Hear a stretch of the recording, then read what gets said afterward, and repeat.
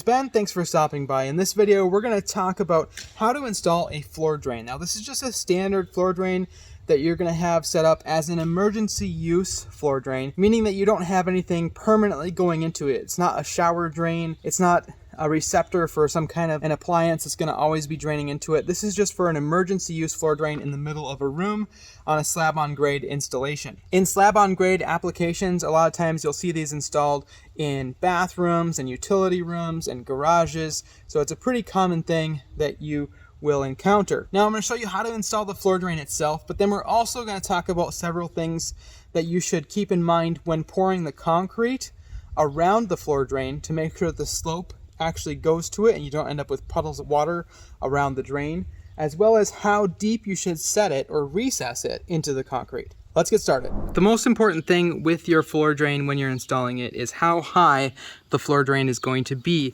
in the concrete. Depending on your situation, you're going to want to put your floor drains at different depths in the finished concrete.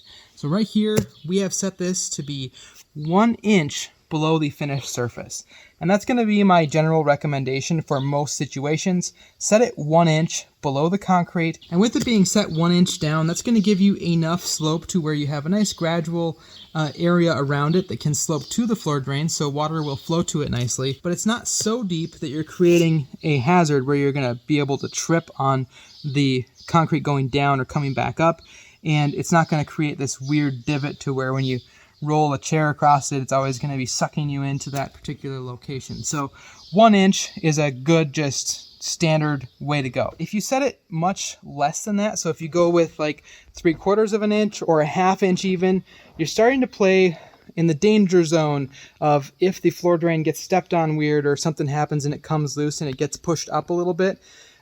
You definitely could have a problem where you have your floor drain too high, and you really want to avoid that. So if you set it at 1 inch, it gives you a little bit of margin, so if it does come up a little bit, it's still going to be deep enough. There are some situations where you might want to consider putting it a little bit deeper though. And let's say that this was a small garage right here in this particular area. If we had one floor drain in it, I would want the whole room to slope towards that center point. Or if you had a trench drain right here, like a center garage drain, I would definitely want to have about 2 inches of slope, and then you would slope it all the way from the edges, way over there, all the way to the drain from either side. That's a kind of a different application where you have a purpose-built drain that you anticipate water being on the floor, and you want the whole floor to slope to that location. With these emergency use floor drains, they're only going to have a taper of a few feet around it, probably about 5 feet at the most, where the concrete is actually going to taper down to that floor drain.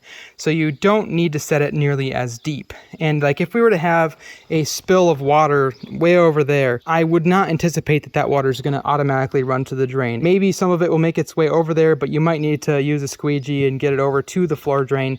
It's not going to all want to run to there because most of the floor is going to be level except for several feet around the floor drain. So 1 inch for emergency use, standard floor drains that won't be used all the time. 2 inches if you want to have a more dramatic slope to that location. And if you want the entire room to be sloped to the drain, make sure you talk to your concrete contractor and make sure that they know that so that they don't just slope it a little bit around it. And that brings us to the next thing that I want to talk about, and that is how you deal with the actual pouring of the concrete around the drain. If you pour your concrete over your entire slab nice and level, and you've got a floor drain right here that's recessed, a common mistake that people will make is fill this in with concrete and then come back and try to push that concrete away from the center point of where the drain is. And you can actually make this look pretty good. So you'll be screeding it around that floor drain, right? Now this is a little bit of a dramatic example, but you can see what's happening here. On these outside edges of where our floor drain is, you can see we've got a nice slope going down to it, but there's this ridge right here. Now you almost won't even be able to see it because it'll blend into the concrete really nicely. But if you spill water right here, none of it is going to get to the actual drain. So what you need to do when you are planning for slope to your drain, so let's say that we poured it all full. If you poured it all full, then you'd have to go back and manually remove some concrete. And what I've heard is that about a bushel basket worth of concrete is about how much you want to leave out, or maybe 4 or 5 shovel scoops full. So now we have our slab level, but we have a void around where our floor drain is going to be.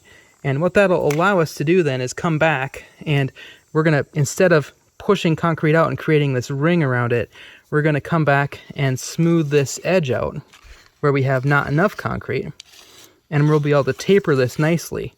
And if our entire slab is nice and level, then in theory, we can taper this out as far as we can. When you spill water here, it's going to go to the drain, and it's not going to have that ring of concrete around it that is protecting it from any water. It's like a reverse moat or whatever that prevents the water from going to the floor drain. That advice actually came from a contractor friend of mine who has a ton of experience, and he said that he sees it all the time, where you'll have people that will put floor drains in.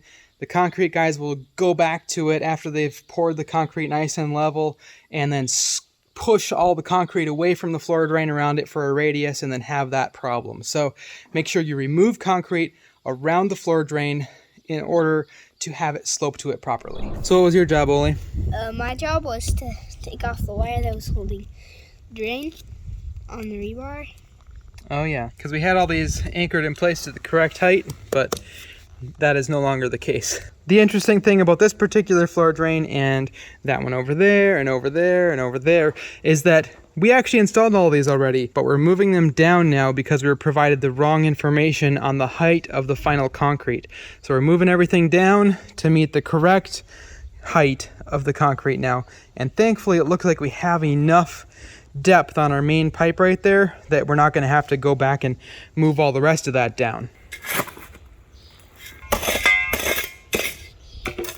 Now this is a huge debate. Do you measure edge to edge and add the hubs, or do you just measure the actual length of the pipe? What I like to do is just measure the actual length of the pipe that we need. So I'm just going to measure to the face right there, and then I'm going to look in the middle of my fitting and make a determination. So I'm going to say that's 11 5/8. So 11 5/8 is what we're going to cut our piece of pipe at. What I oftentimes do is measure where the words are, and you can see exactly where to cut it then. So it's right on the edge of the T, right there. I'll go ahead. We're just using a regular Sawzall for this, but you could use something fancier. What I like to do is just take my knife and drag it around the outside edge like this. If you don't have a proper deburring tool with you, this works pretty well to smooth out that edge after you get done cutting it, and make sure that there's no sharp portions on the edges of it. I'll link to a proper deburring tool in the description though if you guys want to check that out. Earlier we had to take off the existing 45, which was this one right here, and actually peel some of that fitting off of this piece of PVC. So if you guys want to see how to basically reuse a certain PVC fitting or pipe, I'll link to that video in the top right over here. But we've got this ready to go, so it's as if we have a new floor drain again. Now it's always a good idea to dry fit your fittings before you glue everything up, and make sure that that's going to work. The other thing we need to grab before we glue this up is a level to put across the top of this floor drain right here, so that we can get this to the proper position before we glue everything together. This hub right here actually has a 2% grade built right into it, so the pipe angle coming out of this should be correct. So the floor drain will still be level here, even though the pipe is sloping down that direction. I'm gonna set up the laser so that we can set the correct height for this floor drain. You can just use a piece of string line and stretch that from wherever you're able to determine where the height of your concrete is, and then just measure off the string to set your depth. So we'll come back when we're ready to do that. If this video has been useful for you, the only thing I ask in return is that you hit that thumbs up button. It helps it out a whole bunch. Go ahead and hit that subscribe button and turn on notifications.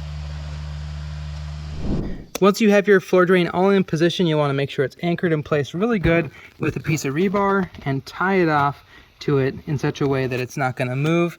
And then go ahead and pack gravel around the floor drain as much as possible so that it is the least likely to be disturbed, or if you do step on it or somebody steps on it, it's not immediately going to go out of level.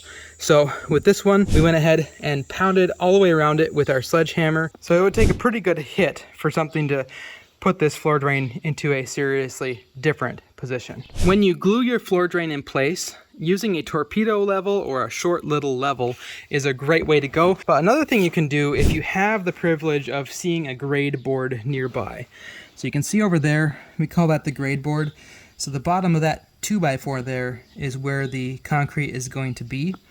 Now we can look at this and basically sight this down it to make sure that this is in line with that. You can see there's a tiny bit of pitch on it, but it is pretty close going that direction. And then over this direction, you can see that that comes right in line with that grade board. So lining this up so that it's as flat as possible works really well. You can eyeball it in that way if you don't have a level with you, but sticking a little level right on the top helps a lot. This one we lined up with the grade board as well, so let's just see where that one ended up. Not too bad, if you ask me. And this is the final floor drain that we ended up adding. This is next to a laundry area, and this one we used the torpedo level to set, so obviously that helped us greatly, but you can see we still have a little bit of tolerance there.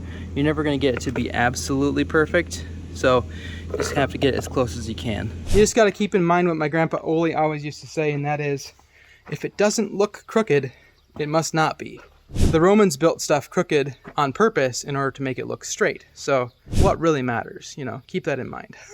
I have to tell myself this because I have the tendency to hang on to that level way too long. My dad was always threatening me when I was working on my house project. He's like, give me that level, I'm gonna throw that thing away, or take it away from me so that I couldn't stare at it all day long trying to get everything perfect, because you're just never gonna get it perfect. Get it close, call it good. If it doesn't look crooked, it must not be. Thanks so much for watching this video about floor drains. If you guys have other thoughts or suggestions, leave them down in the comment section below. If you found this video to be useful, the only thing I ask in return is that you smash that like button on your way out, and we'll talk to you guys in the next one. See ya.